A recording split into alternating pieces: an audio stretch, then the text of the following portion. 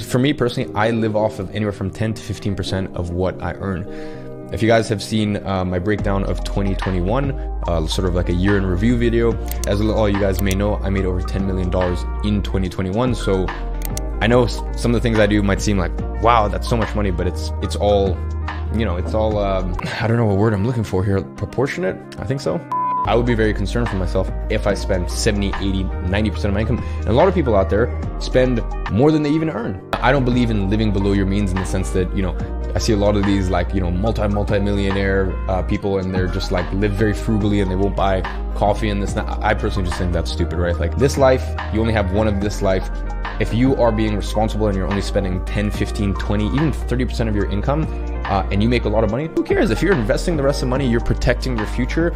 You know that even if you stop making money for the rest of your life, you would still be good. And now I'll get on to a point that I'm going to touch on very soon. For me personally, I know everyone has different opinions.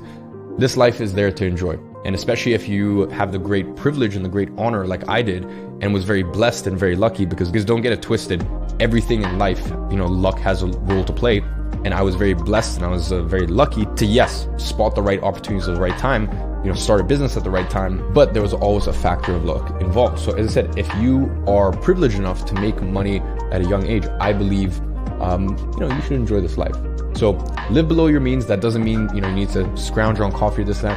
You know, I think when you're making less income, like let's say less than $5,000 a month or less than $10,000 a month, it makes sense that you spend 50 or 60 or, you know, maybe even 70% of your income